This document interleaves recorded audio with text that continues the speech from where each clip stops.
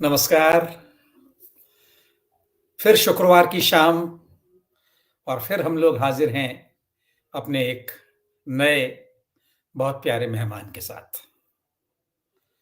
यूँ तो हमारे हर मेहमान हमारे लिए ख़ास होते हैं, लेकिन आज जो मेहमान हैं, वो और अधिक ख़ास हैं। आज हम लोग भारत की सीमाओं से बाहर निकलकर 7 समुद्र पार बैठे अपने मित्र अनूप भार्गव जी से गपशप करेंगे। मैं यहाँ उनका स्वागत करूँ, उससे पहले उनके परिचय में केवल इतना कहूँ कि वे 3 इन 1 हैं। अनूप जी हृदय से कवि हैं, कर्म से इन दिनों विशेष रूप से हिंदी सेवी हैं और व्यवसाय से कंप्यूटर सलाहकार हैं। तो ये 3 चीज़ों की त्रिवेणी उनके भीतर प्रवाहित होती है। अनूप जी ने बिट्स पिलानी से अपनी शिक्षा प्राप्त की और उसके बाद प्रतिष्ठित आईआईटी में उन्होंने स्नातकोत्तर अध्ययन किया। 1983 से अनूप जी अमेरिका में निवास कर रहे हैं, लेकिन वो फिर भी दिल है हिंदुस्तानी वाला मामला है। वो रहते अमेरिका में हैं, लेकिन उनका दिल भारत और हिंदी के लिए धड़कता है। 2007 में दोस्तों न्यूयॉर्क में जो 8वां विश्व हिंदी सम्मेलन हुआ था, अनूप जी उसकी केंद्रीय आयोजन समिति के सदस्य रहे और उसके बाद भी लगभग हर विश्व हिंदी सम्मेलन में उनकी सक्रिय सहभागिता रही। अमेरिका में हिंदी को लेकर, हिंदी साहित्य को लेकर, बल्कि कहूँ भारतीय साहित्य को लेकर जितने भी आयोजन होते हैं, उनमें से अधिकांश में अनूप जी की सक्रिय भूमिका होती है। आजकल अनूप जी एक बड़ी महत्वाकांक्षी और बहुत महत्वपूर्ण परियोजना में लगे हुए हैं। परियोजना का नाम है एचएसपी। लेकिन ये एचएसपी क्या है, इस पर हम लोग आगे चलकर बात करेंगे। मैं अनूप जी को आपसे मिलवाऊं, उससे पहले आइए देख लेते हैं उन पर बनाया हुआ एक छोटा-सा वीडियो क्लिप।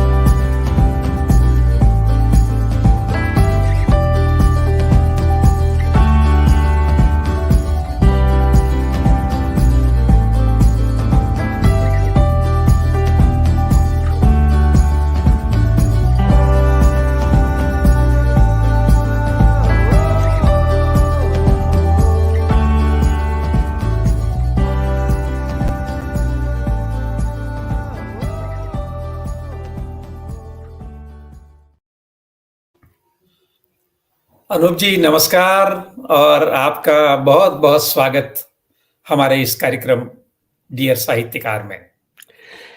नमस्कार दुर्गा प्रसाद जी, आपको और जयपुर के सभी निवासियों को मेरा बहुत-बहुत प्यार भरा नमस्कार। बहुत खुशी हो रही है मुझे आज आपके साथ यहाँ पर जुड़कर। जी, अभी हम लोग जो तस्वीरें देख रहे थे, मुझे तो उन तस्वीरों को देखकर इसलिए भी मज़ा आ रहा था कि जैसे मैंने हमारे पूरे समकालीन साहित्य बल्कि कला परिदृश्य को इन तस्वीरों के माध्यम से देख लिया। साहित्य के भी वो सारे नाम जो मंच के चमकते सितारे हैं और जो किताबों की दुनिया में महत्व पाते हैं, दोनों ही तरह के लोग। कला की दुनिया से भी बहुत सारे लोगों को हम लोगों ने देख लिया, तो संपर्क रहा मुझे तो आपसे ईर्ष्या हो रही है और अपनी इस किस्मत पर भी खुद ही रश्क हो रहा है कि मैं आज आपसे बात कर रहा हूँ। नहीं, मेरा भी सौभाग्य है दुर्गा प्रसाद जी, और जैसा आपने कहा, तो मैं संक्षेप में कहूँ तो मुझे अच्छे लोगों से मिलना अच्छा लगता है। तो बस यही कुछ कहानी है, और कुछ यहाँ अमेरिका में होने के कारण कुछ को हमने यहाँ पे बुलाया, कुछ के साथ कार्यक्रम करने का सौभाग्य मिला। तो मैं भी अपने आप को सौभाग्यशाली समझता हूँ कि मंच और साहित्य दोनों के ही साहित्यकारों से, कवियों से, कलाकारों से मुझे मिलने का सौभाग्य रहा। अच्छा अनूप जी, हम अपनी बात की शुरुआत मेरी एक जिज्ञासा से करना चाहेंगे। जी। मैंने अभी आपके परिचय में कहा कि आप बिट्स पिलानी में पढ़े और फिर आईआईटी में पढ़े, आप तकनीकी व्यक्ति हैं। तो ये कविता की तरफ आपका रुझान कैसे हुआ? नहीं, बड़ा अच्छा सवाल है, और इसका जवाब सीधा-साधा सा ये है कि कविता तो मेरा प्राण है, और जो मैं इंजीनियर बन गया हूँ, वो एक तरह से मेरा, जैसे कह लीजिए, व्यवसाय कह लीजिए, या मैं अगर इसको थोड़ा और बढ़ा के कहूँ तो मुझे इंजीनियर तो ज़बरदस्ती बना दिया गया है। क्योंकि जब मैं बचपन में पढ़ रहा था, आप तो जानते ही हैं, उदयपुर में मेरा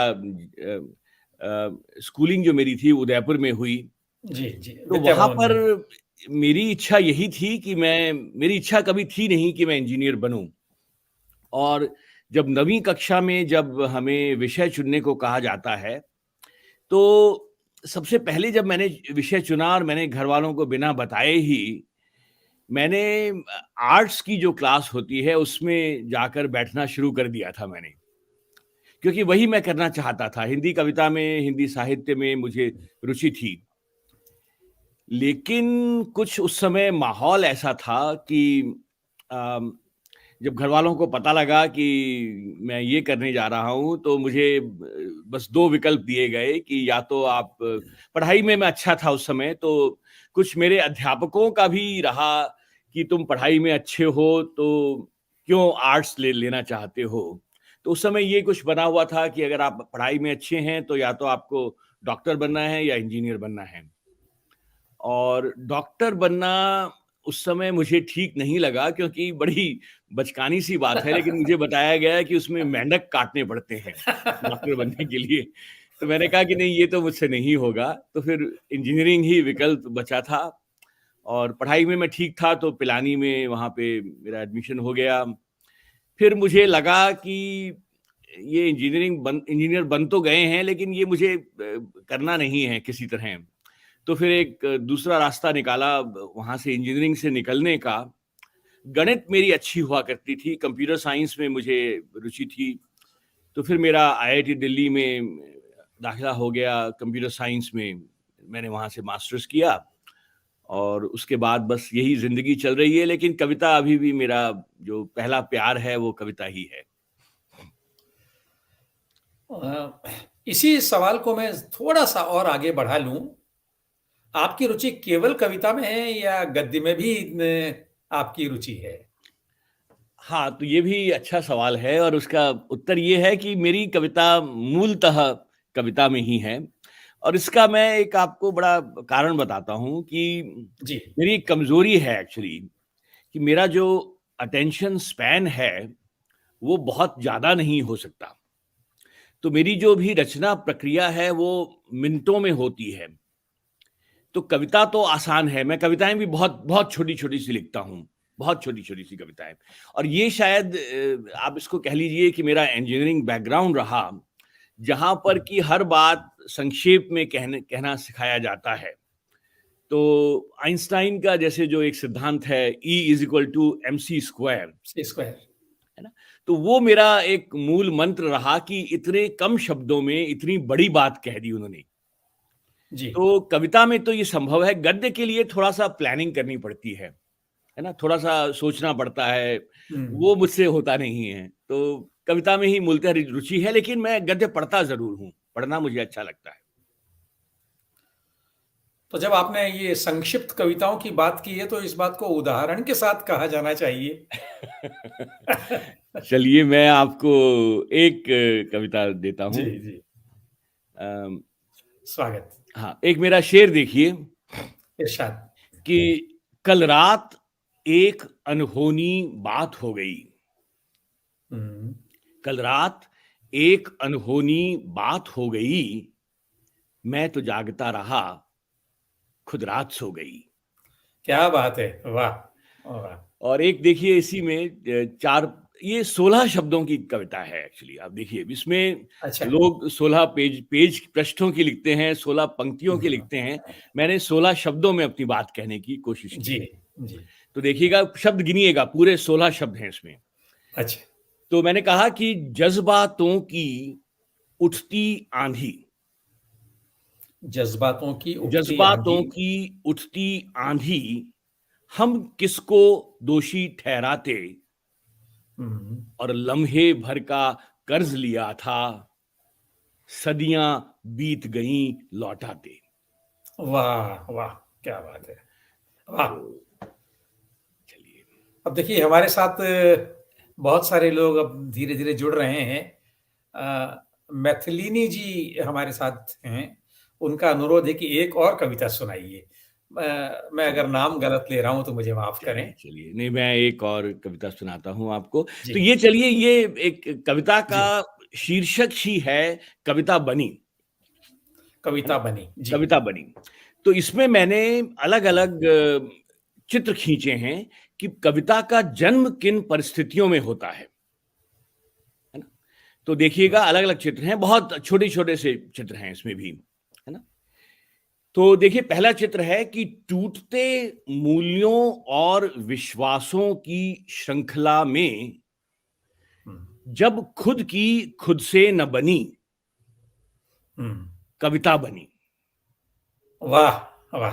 क्या कि बात है! टूटते मूल्यों और विश्वासों की श्रृंखला में जब खुद की खुद से न बनी, खुद से न बनी, कविता बनी। बनी। और कल्पना की उड़ान में, सपनों के जहान में, कल्पना कल्पना की की उड़ान में, उड़ान में, सपनों के जहान में जहान में। मिट्टी के घरौंदे बनाते जब उंगलियां सनी, हुँ, कविता बनी।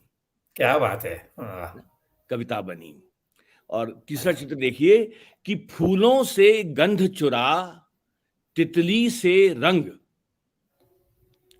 फूलों से गंध चुरा, तितली से रंग, एहसास के समंदर में सीपियां चुनी, वाह! कविता बनी। क्या कविता बात है! बनी। और एक देखिए कि कुछ कहा ना सुना, सिर्फ देखा किए। तो देखिए प्रणय की चरम अनुभूति कि जब कुछ कहा ना सुना, हुँ, सिर्फ देखा किए, और मूक थे होंठ फिर भी सुनी, हुँ। कविता बनी। वाह! कविता बनी। वाह! और एक देखिए कि अंतिम देखिए जी। कि सिर्फ अपनी नहीं, पीर जग की सही। तो कविता सिर्फ़ के अपनी नहीं। सामाजिक दायित्व की बात जी। कर रहा जी, हूं जी, जी, कि सिर्फ बिल्कुल। अपनी नहीं, पीर जग की सही, सही। और पूरे युग की व्यथा शब्दों में जनी, हुँ, कविता बनी। कविता क्या बात बनी। है! वाह! कविता बनी। धन्यवाद। अ, जॉन हमारे साथ जुड़े हुए हैं, उनका एक अनुरोध है, आपकी शुरुआत की सबसे पहली कविता कौन-सी है? कृपया वो कविता सुनाइए। चलिए ये थोड़ा मुझे याद करना पड़ेगा, लेकिन एक अच्छा। संस्मरण मैं ज़रूर सुनाऊँगा उस जी, जी, कविता से जी, जुड़ा जी, हुआ। जी, जी। और मैंने आपको सुनाया भी था, लेकिन यहाँ पे मैं सबके सामने जी, जुड़ना बिल्कुल, चाहूँगा। तो मेरा बिल्कुल। जन्म जो है, जो बचपन जो था, वो उदयपुर में बीता। हुँ, और यहाँ पे मैं अपने हिंदी के जो मेरे अध्यापक हुआ करते थे, प्रसिद्ध साहित्यकार आप जानते भी हैं, श्री भगवती लाल जी व्यास। मैं उनको रेखांकित करना चाहूँगा कि मेरा जो कविता में मेरी जो रुचि रही, वो उसका काफ़ी श्रेय उन्हें जाता है। जी। तो मैं 9वीं कक्षा में पढ़ता था और मैंने एक स्कूल की एक प्रतियोगिता के लिए मैंने एक कविता उनको दी थी। तो उन्होंने मुझे बिना बताए वो कविता, एक उस समय कविता एक पत्रिका हुआ करती थी शिविरा के नाम से, शिक्षा विभाग हुँ, राजस्थान की, शायद आजकल भी बिल्कुल, होती है। बिल्कुल, बिल्कुल। जी, हालाँकि उसका स्वरूप बदल गया है अब। जी, जी, जी, जी। तो उन्होंने मुझसे बिना पूछे वो कविता शिविरा में भेज दी, जी। और जब उसका वो प्रकाशन के लिए स्वीकृत हो गई, तब उन्होंने मुझे बताया। तो और मुझे याद है कि वो उस समय मुझे ₹21 का उसमें मानदेय दिया गया था, जो मेरी हाँ। ज़िंदगी की पहली कमाई थी। तो उसका भी एक अलग कहानी है, वो मैं विस्तार में नहीं जाऊँगा, लेकिन वो मेरी, जी, जी। कह लीजिए, पहली प्रकाशित कविता जो मेरी थी। तो मैं उसको याद करना थोड़ा मुश्किल हो रहा है। अम, मैं एक और चलिए, मैं जितनी जी, मुझे जी। याद है, मैं आज जी, जी, मुझसे कहा जी। गया है, तो मैं, सुनें। उस कविता का शीर्षक था घुटन। तो कुछ इस तरह थी कि शाम का वक्त है, अजीब सी बात है, मैं यूं ही एक पार्क के किनारे बैठा हूं, यूं ही चुपचाप, अनमना सा, यूं ही एक घुटन है मन में जो कह नहीं पाता, कुछ कहना चाहता हूं ज़बां कह नहीं पाती, न जाने कब खत्म होगी ये घुटन, कह सकूंगा दुनिया से अफसाने, मगर लगता है कुछ ऐसा, ये घुटन कभी खत्म नहीं होगी, और मैं यूं ही बैठा रहूंगा, अकेला सा, अनबना सा, बेंच के किनारे, यूं ही। बस कुछ ऐसी ही वाह! कविता थी तो। मुझे आश्चर्य हो रहा है कि आपने उस स्कूली जीवन में इस तरह की परिपक्व और गंभीर मानसिकता वाली कविता लिख ली थी। चलिए। आपसे जब बात हुई उसके बाद मैंने व्यास जी को फ़ोन किया। जी, जी, मुझे जी। लगा कि वो उनकी शायद तबीयत कुछ ज़्यादा ठीक नहीं है, तो अच्छा, अच्छा। हम लोग एक-दूसरे की बात को ठीक से सुन नहीं जी, पाए। उन्होंने मुझे पहचान तो लिया, जी, जी, लेकिन मैंने आपका भी ज़िक्र किया। जी, जी, कुछ तो टेलीफ़ोन लाइन की गड़बड़ थी। जी, जी, जी। मेरा ये सौभाग्य है कि आपने अपने जिन गुरु को याद किया, मैं उनका भी स्नेह पात्र हूँ और नहीं, उदयपुर से मैं उनसे हूँ, तो नेचुरली उनसे आत्मीयता तो है नहीं, ही। बहुत सीखा है उनसे, और वो मेरे जी। अध्यापक हुआ करते थे 9वीं कक्षा में। जी, जी, बिल्कुल। अच्छा अनूप जी, अब मैं थोड़ा-सा चर्चा को दूसरी तरफ मोड़ना चाहूँगा। अभी हम लोग जो तस्वीरें देख रहे थे, उसमें हम लोगों ने देखा और मुझे तो ये व्यक्तिगत रूप से भी मालूम है कि आपने अमेरिका में हिंदी साहित्य के अनगिनत कार्यक्रम किए हैं। स्वाभाविक रूप से इन कार्यक्रमों को करते हुए लेखकों के साथ रहते हुए जो बड़े मूडी होते हैं, जो बहुत भावुक होते हैं, टेम्परामेंटल होते हैं, तो बहुत सारे अनुभव भी हुए होंगे। तो कुछ रोचक प्रसंग हमारे दर्शकों के साथ साझा कीजिए ना। चलिए, थोड़ा-सा मुझे याद करना पड़ेगा। तो अम, जैसा आपने देखा चित्रों में भी, तो जी, जो मेरा सबसे अच्छा अनुभव रहा, और सबसे पहला पहला ही शुरू-शुरू में हमने गोपाल दास नीरज जी को हमने आमंत्रित किया था अमेरिका में। ये कब की ये बात रही होगी? ये करीब 2005 की बात है, अच्छा, हुँ, 2004-2005 की बात है। तो नीरज जी को हमने यहाँ बुलाया था, करीब 1.5 महीना वो यहाँ रहे थे, अच्छा। और 1.5 महीना हमारे घर पे रहे थे लगभग, मतलब। हुँ, वाह! और तो ऐसा होता था कि जैसा आप जानते हैं कि अमेरिका में जो कार्यक्रम होते हैं वो शनिवार-रविवार वीकेंड्स को को ही होते हैं, जी, है जी, ना? हाँ, वीकेंड पे। तो हम लोगों ने उनका करीब 10 12 शहरों में हम लोगों ने कवि सम्मेलन आयोजित किए थे। हुँ, तो कार्यक्रम ये रहता था कि शनिवार-रविवार को मैं ही उनको साथ में लेकर जाता था, और हम अच्छा, लोग जहाँ पर भी कार्यक्रम होता था, वहाँ से कार्यक्रम करके फिर सोमवार को हम लोग वापस घर आ जाते थे। हुँ, तो ये करीब 5 सप्ताह तक चला, और नीरज जी का आप जानते ही हैं कि मतलब उनकी जो कविताएँ हैं वो तो हैं ही, अ, लेकिन थोड़े ज़रा मूडी किस्म के आदमी हैं, तो हुँ, उनकी प्यार भरी, मैं कहूँगा प्यार भरी डाँट भी मैंने बहुत खाई। हुँ, लेकिन बहुत अच्छा अनुभव रहा। उन्हें अच्छा खाना खाने का बहुत शौक था। अच्छा। हाँ, और सौभाग्य से हमारी पत्नी जो हैं रजनी, वो खाना अच्छा बनाती हैं, और फिर उनको ये भी था कि वो केवल शौक ही नहीं था, उन्हें ये भी मालूम था कि अच्छा खाना कैसे बनाया जाता है। अच्छा। तो वो रजनी को बड़ी स्पष्ट बिल्कुल इंस्ट्रक्शंस देते थे कि देखो बेटा ऐसे बनाओ, ऐसे बनाओ।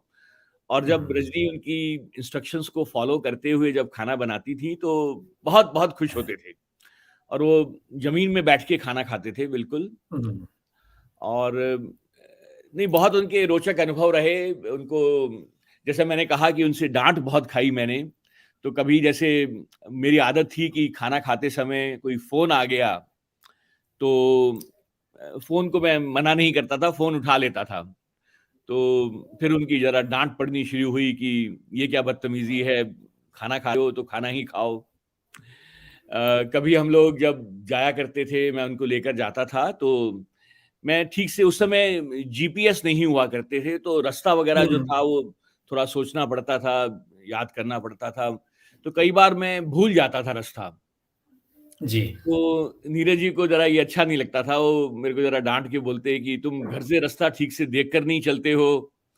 तो कई बार मुझे याद है कि मैं रास्ता भूल जाता था, लेकिन मैं रुकता नहीं था कहीं पे किसी से रास्ता पूछने के लिए। अच्छा। क्योंकि मुझे मालूम था कि अगर मैं रुकूँगा कहीं पे, तो तो नीरज जी डाँट को पता पड़ेगी। लग जाएगा कि मैं रास्ता भूल गया हूँ और मुझे डाँट पड़ेगी। तो मैं कोशिश करता रहता था, जब तक मैं चल रहा हूँ, तब हुँ। तक उन्हें मालूम नहीं पड़ता था कि मैं रास्ता भूल गया हूँ।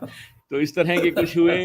एक आध बार ये भी, हाँ, ये मुझे आपको सुनाना चाहूँगा कि नीरज जी। जी जैसा कि सभी कवि हुआ करते हैं, तो उनकी ख़ैर ऑफ़ कोर्स उन्होंने तो बहुत लिखा है और उनके पास बहुत सी कविताएँ, गीत जो सुनाया करते थे।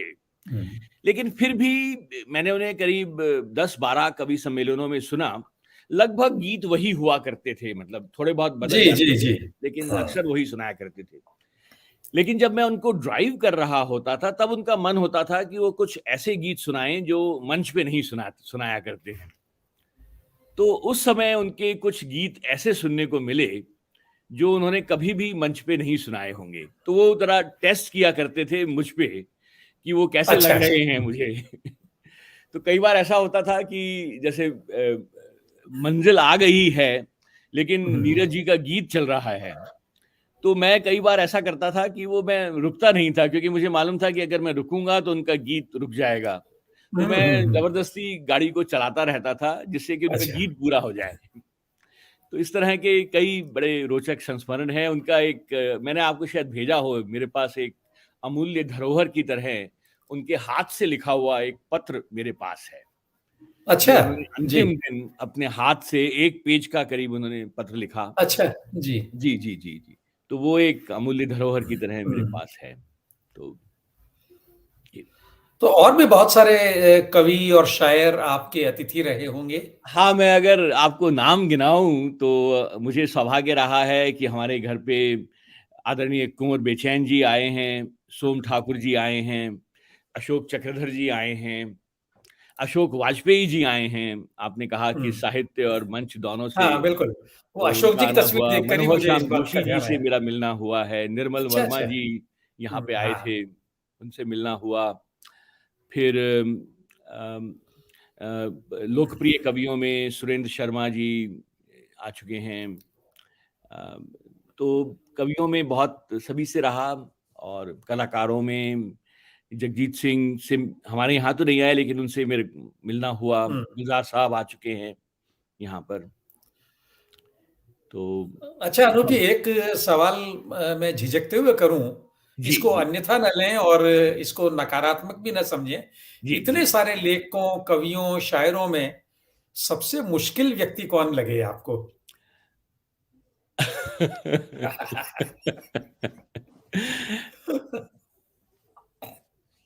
थोड़ा-सा मुश्किल सवाल है, और मैं अगर जी। नहीं, मुश्किल तो अब जैसे नीरज जी को लिया जाए तो जी। नीरज जी को मैं कहूँगा थोड़ा थोड़ा मुश्किल था उनको हैंडल करना, लेकिन उनका भी एक अच्छा। आशीर्वाद जो मिला, जो हाँ, उनका स्नेह मिला, वो भी अपने आप में एक उपलब्धि है, मैं कहूँगा। बिल्कुल, बिल्कुल। तो नहीं, मुझे कुछ सौभाग्य रहा, और मैं आपको एक कारण बताता हूँ एक्चुअली इसका कि जी। क्यों हाँ। क्योंकि जब हम किसी को अमेरिका में बुलाते हैं, तो कलाकार या कवि कितना अच्छा है वो तो एक मायने रखता ही है, लेकिन हम ये भी ध्यान रखते हैं कि वो व्यक्ति कैसे हैं। क्योंकि अच्छा। जैसा आपको मालूम है कि हम यहाँ उन्हें होटल में तो ठहराते नहीं हैं, वो हमारे घर में हुँ, ठहरते हैं। अच्छा, जब अच्छा। हम किसी का चुनाव करते हैं तो ये तो देखते ही हैं कि वो कवि या कलाकार कितने अच्छे हैं, लेकिन ये भी देखते हैं कि वो व्यक्ति कितने अच्छे हैं। हुँ, तो शायद यही कारण रहा हो कि मुझे अच्छे व्यक्ति ही मिले अक्सर, जी, मतलब जी। तो मुझे नहीं कोई भी अप्रिय घटना मुझे कोई याद नहीं है, जिसका इ मैं इसका ज़िक्र एक बड़ा करूँ। कारण ये भी है कि आप खुद इतने अच्छे हैं कि कोई आपको कम अच्छा लग ही नहीं सकता। अच्छा, हाँ, अगर अंजलि आप महापात्र एक सवाल कर रही हैं कि गुलज़ार साहब का एक किस्सा सुना दें। हाँ, गुलज़ार साहब का मैं आपको बहुत अच्छा किस्सा सुनाऊँगा और ये मैं अक्सर सुनाइए। लोगों को सुनाया करता हूँ एक्चुअली। जी, जी। और ये बताता है कि वो कितने बड़े कवि तो हैं ही, लेकिन कितने बड़े इंसान भी हैं, इंसान है। है ना?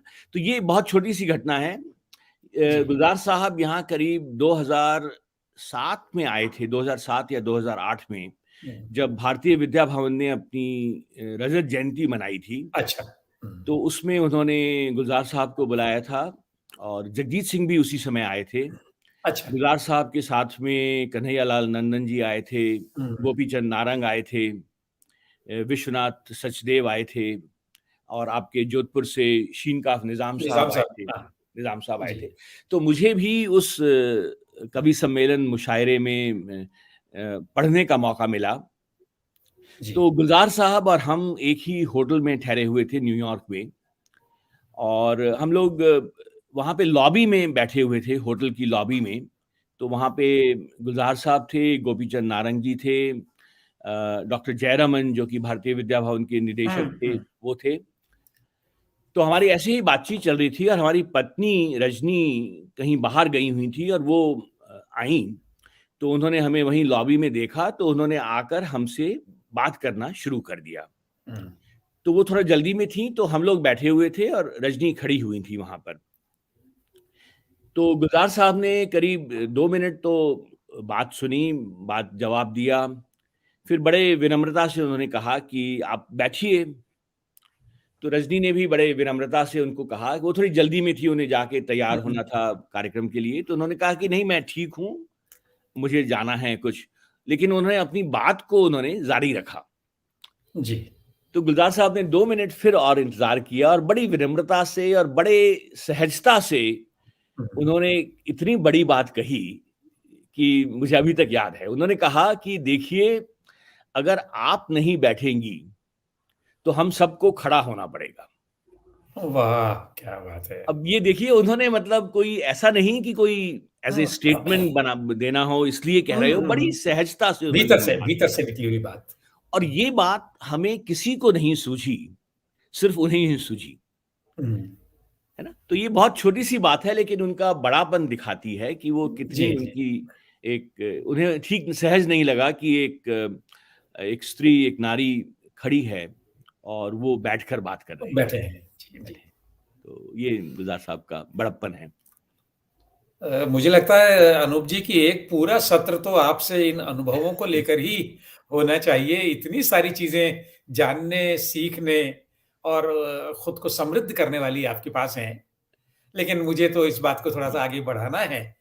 मैंने आपके परिचय में 3 अंग्रेज़ी वर्णों का उल्लेख किया था, एचएसपी, जी, एक जी, जी। महत्वाकांक्षी परियोजना में इन दिनों आप व्यस्त हैं। मैं तो इससे परिचित हूँ, लेकिन मैं चाहूँगा कि आप ही हमारे दर्शकों और श्रोताओं के लिए इस परियोजना का परिचय दें। बिल्कुल, दुर्गा प्रसाद जी और जैसा कि मैं कहता हूँ कि अपना बच्चा किसे प्रिय नहीं होता, तो एचएसपी यानी कि हिंदी से प्यार है, जो है, वो मेरे मेरे बच्चे के समान है और मैं बहुत सी परियोजनाओं से जुड़ा रहा अगर संक्षेप में मैं नाम बताऊँ तो अ, ई-कविता हम लोगों ने हुँ, 2003 में शुरू की, ई-चिंतन हम लोगों ने शुरू किया, कविता कोश से मैं जुड़ा कविता रहा। कोश। उसके बाद हम लोगों ने अभी हाल में कविता की पाठशाला पे काम किया, जिसमें कि हम कविता हुँ, कैसे लिखी जाती है, उसको सिखाते हैं। लेकिन हिंदी से प्यार है जो है, वो मेरा सबसे नया बच्चा है और इसके बारे में बात करना चाहूँगा। तो हिंदी से प्यार है, जैसा कि नाम से आप देख रहे हैं, तो हिंदी से इस समूह से जुड़ने के लिए एकमात्र शर्त हमारी, जैसा कि इसका नाम है, आपको सिर्फ हिंदी से प्यार है, हिंदी से प्यार होना चाहिए इस समूह से जुड़ने के लिए, है ना? और यहाँ पर मैं एक बात रेखांकित करना चाहूँगा कि मेरा ये मानना है कि अगर हम ये शर्त हटा दें कि आपको हिंदी का विद्वान होना ज़रूरी है ना? हुँ। तो हमारी जो टारगेट ऑडियंस है, जिसको हम जोड़ सकते हैं, वो संख्या सैकड़ों में नहीं, हज़ारों में नहीं, लाखों में हो सकती है। बल्कि लाखों, वो करोड़ों में। करोड़ों में जी, हो सकती है जिन्हें जी, हिंदी से प्यार है ना? जी। वो चाहे विद्वान हो या ना हो। और मेरा ये भी मानना है कि अगर आपको वास्तव में हिंदी से प्यार है, तो आप बिना विद्वान हुए हिंदी के लिए बहुत कुछ कर सकते हैं और उस बिल्कुल। बहुत कुछ को करने की ज़रूरत है ना? तो हमने ये इस मूल धारणा के साथ में हिंदी से प्यार है की शुरुआत की। और जी। हमने कहा कि हम इस समूह में ये बात नहीं करेंगे कि किसको क्या करना चाहिए। हम ये बात करेंगे कि हम खुद क्या कर सकते हैं, है ना? तो विचार-विमर्श के लिए विचार-विमर्श ज़रूरी है, मैं मानता हूँ। लेकिन कई बार ऐसा होता है कि बात विचार-विमर्श तक ही रह जाती है। तो हमारा ये प्रयास हुँ। है हिंदी से प्यार है में कि हम बात करने की बजाय हम वो छोटे-छोटे से काम लें, जिनके बारे में कोई विवाद हो ही नहीं सकता और वो काम तो होने ही चाहिए, है ना? तो क्यों ना हम उन छोटे-छोटे से कामों को स्वयं सेवकों के माध्यम से उनको कुछ करने की कोशिश करें। तो हिंदी से प्यार है कुछ ऐसा ही प्रयास है और इसमें हमने कुछ परियोजनाएँ शुरू कर दी हैं, जो कि शुरू हो गई हैं और उसमें हमें किसी भी तरह का कोई आर्थिक सहयोग नहीं मिल रहा है किसी से। ये पूरी तरह से हमारे करीब 300 से अधिक स्वयंसेवकों की टीम है, जो कि विभिन्न परियोजनाओं पर काम कर रही है। साहित्यकार तिथिवार से आप परिचित हैं, हम लोग हर जी। रोज़ एक एक आलेख निकालते हैं एक चुने हुए साहित्यकार पर, है ना? तो यहाँ पर एक बात मैं और रेखांकित करना चाहूँगा कि ये प्रयास, ऐसे प्रयास जो हैं वो अकेले नहीं होते हैं। तो मुझे हुँ। खुशी है कि जब हमने ये प्रयास शुरू किया, तो मैं वैसे तो करीब 300 से अधिक हमारे पास स्वयंसेवक हैं, लेकिन शुरू में जो हमने ये प्रयास शुरू किया, उसमें मैं 4 लोगों का नाम विशेष रूप से रेखांकित करना चाहूँगा। जी। हमारे साथ जुड़े बहुत ही मैं कहूँगा कि हिंदी और तकनीकी से जुड़ा अगर कोई सबसे बड़ा नाम इस बिल्कुल। भारत में इस समय हैं, तो वो हैं बालिंदु दाधीच। जी। आपके जयपुर से ही आते हैं। तो जी, जी। उनका मुझे बहुत सहयोग मिला। बालिंदु को मैं करीब 15 से अधिक वर्षों से जानता हूँ, बहुत सी परियोजनाओं में हमने काम किया। तो जी। बालिंदु इस प्रयास से जुड़े हुए हैं। शार्दुला नोकजा जो हैं, सिंगापुर में सिंगापुर रहती से। हैं, बहुत ही अच्छी जी। कविता लिखती हैं, हिंदी से प्यार करती हैं, वो जुड़ी हुई हैं, मेरी जी। छोटी बहन की तरह हैं। और एक हरप्रीत सिंह पुरी जो चीन में रहते हैं, अच्छा। अपनी उनकी खुद हुँ। की कंपनी है, वो भी उदयपुर में मेरे स्कूल में मेरे साथ पढ़े हुए हैं, अच्छा, अच्छा। अध्यापक में ही। हुँ, तो हम 4 लोगों ने मिलके ये प्रयास शुरू किया और हुँ। बड़े-बड़े साहित्यकार हमसे जुड़े हुए हैं। अभी हम लोगों ने कार्यक्रम किया था वसंत पंचमी के दिन बसंत निराला जी पंचमी। पर, जिसमें जी। चित्रा मुद्गल जी शामिल हुईं, ममता ममता जी कालिया थी। जी शामिल हुई, अशोक जी। चक्रधर जी हमारे साथ जुड़े, सूर्यबाला जी हमारे साथ जुड़ीं। तो हमें खुशी है कि अब हमें वरिष्ठ साहित्यकारों का भी सहयोग मिल रहा है। हम लोगों ने एक इसका युवा मंच शुरू किया है, जिसमें हम चाहते हैं कि हमारी युवा पीढ़ी हमारे साथ जुड़े।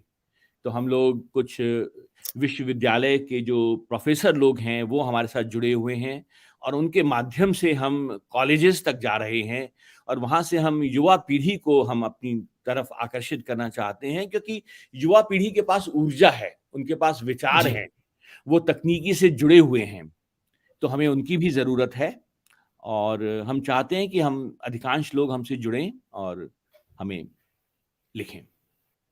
हमारा पता है बहुत अच्छा, सिंपल सा, हिंदी से प्यार है @gmail.com, HINDI, हिंदी से SE, प्यार PYAR है HAI, हिंदी से प्यार है .com पे आप जाइए, वो हमारी वेबसाइट है, वहाँ पे आपको हमारी सभी परियोजनाओं के बारे में पता चलेगा, कैसे आप हमसे संपर्क कर सकते हैं, कैसे आप हमसे जुड़ सकते हैं, और जुड़िए और इस अभियान में हमारे साथ साथ दीजिए। अनुज अनुज जी, इसमें एक बात मैं अपनी तरफ से और जोड़ना चाहूँगा। अभी आपने जो एचएसपी के परिचय में कहा कि ये केवल विद्वानों के लिए नहीं, सामान्य जन के लिए है। जी, तो मुझे जिस बात को रेखांकित करने की ज़रूरत लग रही है, वो ये है कि यहाँ आप केवल साहित्य पर ही सारा ध्यान केंद्रित नहीं कर रहे हैं, आप भाषा की तरफ भी लोगों को ले जा रहे हैं। खेल-खेल में जो आपकी परियोजना जी, है, जहाँ आप रोज़ एक शब्द देते हैं या जी, कहानी सुनाने का आग्रह करते हैं, जी, जी। तो वो चीज़ें भी ऐसी हैं जिनकी आज बहुत ज़्यादा ज़रूरत है और आप वो भी कर रहे हैं। मुझे लगता है कि इस तरफ भी लोगों का ध्यान जाना नहीं, चाहिए। आपने बिल्कुल सही कहा दुर्गा प्रसाद जी। साहित्य तो महत्वपूर्ण है ही, लेकिन अगर बिल्कुल। मेरा ये सोचना है कि अगर हम आम जीवन में ही अगर हिंदी को हम ला सकें, हुँ, तो वो अपने आप में एक बड़ी उपलब्धि होगी, है जी, ना? साहित्य जी। तक पहुँचना तो अंतिम उद्देश्य है ही कि हमें साहित्य को पढ़ना है, साहित्य को समझना है। लेकिन अगर आप अपने जीवन में सिर्फ़ हिंदी को ला सकें, पिछले हिंदी दिवस पे मैंने मैं क्योंकि कम शब्दों में बात कहने की कोशिश करता हूँ, तो जी, एक मैंने उदाहरण मैं देना चाहता हूँ। मैंने एक बहुत छोटी-सी जी। बात कही थी। मैंने कहा था कि हिंदी की बात ना कीजिए, हिंदी में बात कीजिए, हुँ, है ना? तो यही हमारा उद्देश्य है कि आम जीवन में हम हिंदी को ला सकें, तो वही उसके लिए भी प्रयास जारी है। बिल्कुल। अच्छा अनूप जी, अब फिर मैं इस बात को मैं दूसरी तरफ मोड़ूँ उससे पहले मेरे लिए बहुत प्रसन्नता की बात है कि सुषमा जी भी इस कार्यक्रम के साथ जुड़ी हुई हैं और वे इस बात पर बहुत खुश हो रही हैं कि हम लोग सुषमा बात मेरी कर रहे बहन हैं। हैं और जी, जी, जयपुर में ही बिल्कुल। रहती हैं, तो आपके शहर और से ही मुझे भी जुड़ी उनसे हैं। मिलने का सौभाग्य मिल चुका है, इसीलिए शायद वे मुझे भी पहचान रही हैं। जी, जी, जी। मैं आपके घर आया था। जी, तो जी, जी। ये अनूप जी, आप इतने सारे कार्यक्रम कर रहे हैं और इतना लंबा आपका अनुभव है। उस सबको समेटते हुए मैं एक प्रश्न करना चाहूँगा और वो प्रश्न ये कि आपको क्या लगता है, क्या लोगों की साहित्य में, विशेष रूप से हिंदी साहित्य में रुचि घट रही है या बढ़ रही है? अ, इसका मैं थोड़ा मिला-जुला उत्तर देना चाहूँगा। जी। तो पहली बात तो अ, मुझे चिंता है एक्चुअली कि साहित्य को पढ़ना थोड़ा बहुत-बहुत कम हो गया है और इसका आप सीधा-साधा सा अगर आप लें कि हिंदी की किताबें कितनी बिकती हैं, है ना? तो बहुत बहुत कम और कि हिंदी की हुँ, किताबें उपलब्ध कितनी सरलता से होती हैं, है ना? अगर मैं यहाँ पे मैं हिंदी अ, जो हमारा क्लासिक हिंदी साहित्य है उसकी मैं बात कर रहा हूँ, कि जी। आजकल किताबों की दुकानें खत्म होती जा रही हैं, हुँ, एक तरफ तो, है ना? तो ये बड़ा चिंता का विषय है। किताबों को छपवाना कितना मुश्किल हो गया है। प्रकाशक कितनी मुश्किल से छापते हैं किताब। लेकिन दूसरी तरफ एक मुझे आशा की किरण भी में दिखाई देती है और वो मुझे लगता है कि जो नई पीढ़ी जो हमारी जो आजकल लिख रही है, हिंदी में लिख रही है, जो जिसने कि हिंदी साहित्य को मैं अगर कह सकूँ कि एक तरह से फैशनेबल बना दिया हुँ, है ना? तो उसके प्रति मुझे बहुत आशा है। एक नए मुहावरे गढ़े गढ़े जा रहे हैं, एक नई हुँ, भाषा जन्म ले रही है ना? जो कि अभी तक नहीं हुई। तो उसके प्रति मैं बहुत आशान्वित हूँ और लेकिन हमें किताबें खरीद के पढ़ने की आदत डालनी ज़रूरी है। मैं इस पे बहुत ज़ोर देना चाहूँगा क्योंकि ये सब बातें जुड़ी हुई हैं। अगर हम किताबें बिल्कुल। नहीं खरीदेंगे, तो लेखकों को किताबें लिखने का क्या एक क्या इंसेंटिव रह जाएगा उनको? क्या हुँ, किस लिए लिखेंगे वो अगर कोई हम पढ़ेंगे नहीं तो? तो ये बहुत ज़रूरी है कि किताबों को पढ़ा जाए। बड़ा मुझे दुःख होता है कि हम अ, एक मल्टीप्लेक्स सिनेमा में कितना 300, 400, ₹500 का टिकट लेकर हम बिल्कुल। सिनेमा देखने तो जा सकते हैं, लेकिन एक ₹200 की किताब खरीदने में हम चाहते हैं कि हम किसी से माँग कर पढ़ें। तो बड़ा बड़ा अफसोस होता है मुझे। मैं ये नहीं कहूँगा कि हम लोग किताबें इसलिए नहीं खरीदते कि वो उसको अफ़ोर्ड नहीं कर पाते। जो अफ़ोर्ड कर पाते हैं, वो भी किताबें नहीं खरीदते हैं। नहीं खरीदते। तो ये बड़ी एक चिंताजनक विषय है। अच्छा, ये जो साहित्य से और किताबों से लोगों की दूरी बढ़ती जा रही है, जिस पर हम लोग चिंता कर रहे हैं, क्या इसमें टेक्निक की भी कोई भूमिका है? टेक्नोलॉजी की भी कोई भूमिका है? बिल्कुल है और बहुत-बहुत बड़ी भूमिका है ना? तो यहाँ कैसी? पर मैं 2-3 बातें कहना चाहूँगा। एक बात तो जो मैंने कही कि जो एक समस्या है कि किताबों की उपलब्धि की, है ना? जी, तो वहाँ पर जो है टेक्नोलॉजी एक बहुत बड़ा रोल अदा कर सकती है ना? आजकल किताबें जो हैं वो केवल प्रिंट में ही नहीं निकलती, वो बिल्कुल। इंटरनेट में ई भी निकल फ़ॉर्मेट। सकती हैं, जी, जी। ई फ़ॉर्मेट में निकल सकती हैं, तो उसका हमें देखना चाहिए। जैसे मैं आपको एक उदाहरण देता हूँ कि अ, अमेरिका में हिंदी पत्रिकाएँ कैसे पढ़ी जाएँ, वो एक बड़ी समस्या रहती है। किताबें तो हम हुँ, फिर भी जब जाते हैं तो वहाँ से मँगवा लेते हैं, लेकिन पत्रिकाएँ कैसे पढ़ी जाएँ? तो हुँ। अब एक मेरे मित्र हैं नीलाभ श्रीवास्तव, उन्होंने एक कंपनी शुरू की बिल्कुल, है नॉट नल वाले। नॉटनल.कॉम। तो वो बड़ी जी, सरलता से हिंदी की जितनी भी प्रतिष्ठित पत्रिकाएँ हैं, वो हंस वहाँ उपलब्ध हो, है। बिल्कुल, लम्ही हो, वो 20-25 रुपए में देकर मैं वहाँ पे बिल्कुल। आसानी से हुँ, पढ़ सकता हूँ। तो एक तो ये हुँ। बात हुई।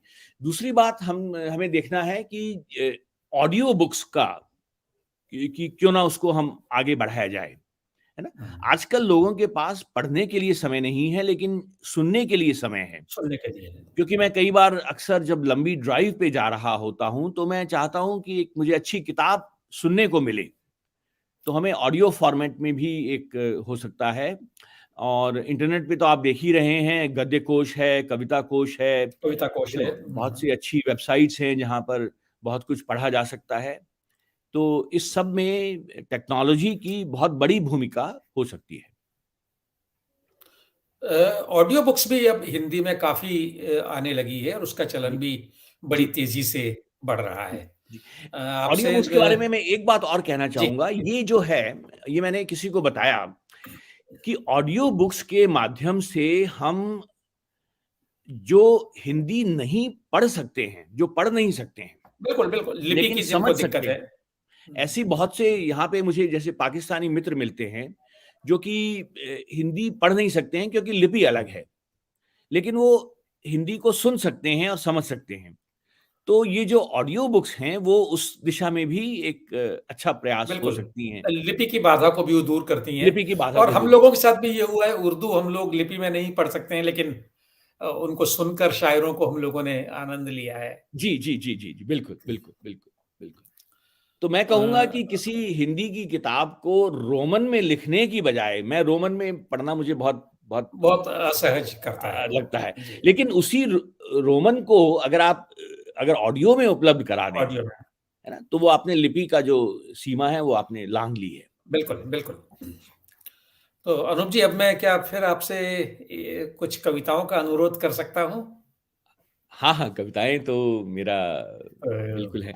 चलिए तो मैं आपको कुछ एक अलग तरह की मैं क्योंकि तकनीक से जुड़ा हुआ हूँ जी। और इंजीनियरिंग की मैंने पढ़ाई की है और उसमें मैं गणित जो है मेरा प्रिय विषय रहा है। हुँ। तो मैंने कुछ गणितीय कविताएँ लिखी हैं, अच्छा, अच्छा। जिसमें कि मैंने गणित के प्रतीकों का प्रयोग करते हुए अपनी प्रेम कविताएँ कह लीजिए लिखने की कोशिश की है। अच्छा, अच्छा। जी, तो मैं जी। कुछ आपको एक एक एक आध आप मुझे समय बता दीजिएगा जब खत्म होने वाला हो, तो मैं 2 2 नहीं, 2 आप एक जितनी आपको सुविधा हो, हम लोग थोड़ा आगे तक जा सकते हैं, चलिए। लेकिन मुझे आपके समय का ख़्याल था, इसलिए मैं इसको नहीं, चलिए। तो मैं यहाँ तक आपको ला रहा हूँ। एक आध गणित की कविताएँ सुनाता हूँ और एक फिर मैं नहीं, बिल्कुल। आपको भौतिक शास्त्र की फिज़िक्स की जी, कविता सुनाऊँगा। आप जितनी ज़्यादा कविताएँ सुनाएँगे, उतना हमें अच्छा लगेगा। अब आप तय कर लीजिए, आप चलिए, कितनी चलिए, कविताएँ सुना चलिए। तो मैं एक सुनाता हूँ, एक देखिए कि जी। अ, तो पहली कविता है गणित की ही कि मैंने कई बार कोशिश की है तुमसे दूर जाने की। हुँ, मैंने कई बार कोशिश की है तुमसे दूर जाने की, दूर जाने की। लेकिन मीलों चलने के बाद जब पीछे मुड़ के देखता हूं तो तुम्हें उतना ही करीब पाता हूं। वाह! है ना? अब देखिए इसको मैंने कैसे समझाया है, हुँ, ये तो हुँ। एक स्टेटमेंट हुआ, लेकिन इसको जी। मैंने एक तर्क से समझाया है कि वो कैसे हुँ, संभव है। कि मैंने कई बार कोशिश की है तुमसे दूर जाने की, लेकिन मीलों चलने के बाद जब पीछे मुड़ के देखता हूं तो तुम्हें उतना ही करीब पाता हूं। हुँ। तुम्हारे इर्द-गिर्द वृत्त की परिधि बन के रह गया हूं मैं। वृत्ति की परिधि। परिधि बन के रह गया हूं। एक और देखिए जी। इन्हीं प्रतीकों का प्रयोग करते हुए कि मैं और तुम वृत्त की परिधि के अलग-अलग कोनों में बैठे 2 बिंदु हैं। हुँ, कल्पना कीजिए हुँ, हुँ। कि मैं और तुम वृत्त की परिधि के अलग-अलग कोनों में बैठे 2 बिंदु हैं। बिल्कुल। मैंने तो अपने हिस्से का अर्धव्यास पूरा कर लिया। हुँ, मैंने तो हुँ। अपने हिस्से का अर्धव्यास पूरा कर अर्धव्यास लिया। पूरा। क्या तुम मुझसे मिलने के लिए केंद्र पर आओगी? वाह! एक और देखिए गणित की ही। जी। तो इसमें मैंने देखिए कि गणित की 3 विधाएँ होती हैं, अंकगणित, बीजगणित, रेखागणित। इसमें रेखागणित। मैंने जी। तीनों को समेटने की कोशिश की है अच्छा। कि अंकों की गणित और तर्क की ज्यामिति के दायरे में कैद ज़िंदगी एक कठिन समीकरण बन गई थी। हुँ, है ना? अंकों की गणित और तर्क हुँ। की ज्यामिति के दायरे ज्यामिति। में कैद ज़िंदगी एक कठिन समीकरण बन गई थी। तीनों आ गई यहाँ। तुम चुपके से आईं और हुँ, मेरे कान में बस इतना ही कहा कि सुनो। हुँ, प्यार से इतना ही कहा, सुनो। मैं अचानक मुस्कुरा दिया और जिंदगी के तमाम कठिन प्रश्न बड़े आसान से लगने लगे। वाह! क्या बात है। वाह! चलिए, तो ये तो हुई गणित की कविताएं। अब एक देखिए, जी, एक फिजिक्स की कविता, भौतिक शास्त्र जी। की कविता। तो मैंने कहा कि तुम्हारे शब्द मुझ तक पहुंच ही कहां पाते हैं। हुँ, तुम्हारे शब्द तुम्हारे मुझ शब्द। तक पहुंच ही कहां पाते हैं। हुँ, अक्सर जमाने की जबरदस्ती ओढ़ाई गई चाशनी में फिसल के लौट जाते हैं। हुँ। कई बार हम शब्दों को जरूरत से ज्यादा मीठा बना देते हैं और वो अपना अर्थ खो बैठते हैं। हुँ, तो शब्दों की चाशनी में फिसल के लौट जाते हैं।